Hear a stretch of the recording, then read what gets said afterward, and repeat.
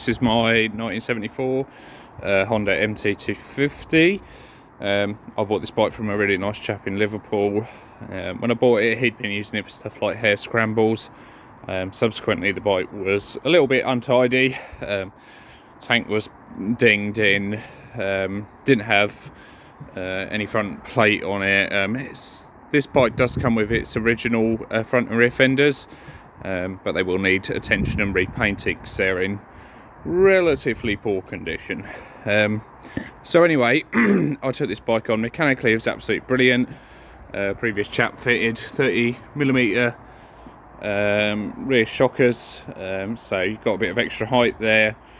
I took the bike. I wanted it kind of to look like a cross between an MT, an MR and a CR, so hence the black and silver and green.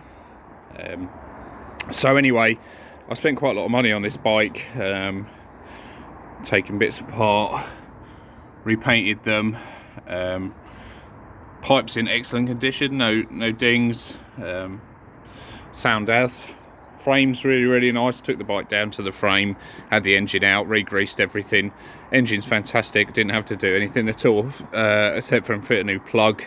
Tank's not perfect, but it's a lot better than it was. Has a few dings, little very minor dings in it, you know, but if you're going to use it for what it's intended for, it's not too much of a problem. It still looks really presentable. What else can I say about it, really?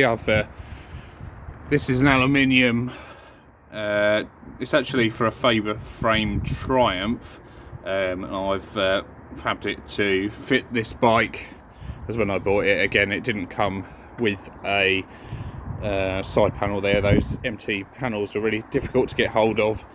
The bike has MR foot pegs, which I fitted. I recovered the seat, that's brand new, had that specially made to order.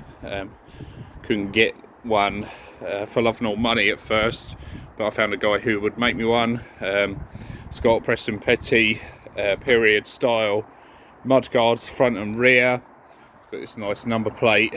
Handlebars are brand new. Again, sort of period style items, really suit the bike well. What else can I say about it? Yeah, this has all been re-greased, and it rides fantastic, this bike. As I say, it's just been sat for a best part over Christmas, a month or so. It's got currently, so this bike is UK registered with a V5. I'm just waiting for the number plate to turn up.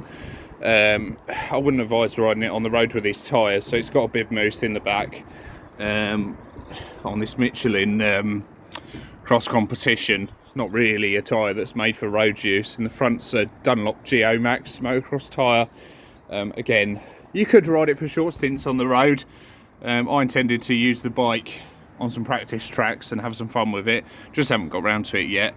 I suppose the only other thing to mention is from its previous life, doing scrambles and stuff, the front wheels do have a couple of dings in, but nothing that generally affects the structure of the wheel. Just more superficial dings in the wheel.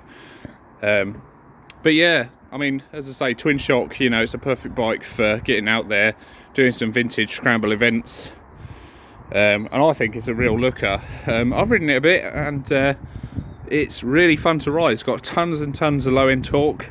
Obviously, these weren't as fast as the MR and the CR by any means. I've ridden an MR, and it was more peaky up top. I haven't ridden a CR. Bit out of my league price wise nowadays, but for what it is, the bike goes really well. Brakes work nicely. Obviously, brakes are from 1974, so don't expect them to be like disc brakes. What I was going to say, if you want a bit more power out of it, it's quite an easy job to pop a CR top end and a CR pipe on it, the one that goes under the framing up. If you do want a bit more pep out of it, but to be honest, for scrambling events, it's got more than enough power. You know, it's not a motocross bike, and it was never intended to be. Sadly, I inherited the bike without any of its original lights, but for what it is, you know, it's a cool bike that you can, if you put it on sort of 50-50 tyres, you could take it green laning, You know, you could even commute on it if you're brave enough. At the end of the day, the MTs were meant to be ridden on the excuse me, ridden on the road. So you know, but if you just want to sort of have a bit of fun with it, then yeah, obviously it's up to the next owner what they do with it. But bike will come with its all the sort of bits and invoices to what I've spent on it, and it will come with a UK V5, as I say, 1974. Yeah, it's a lovely bike, and you know, just needs using and enjoying really. Hope you've enjoyed the video. Thanks for watching. Take care.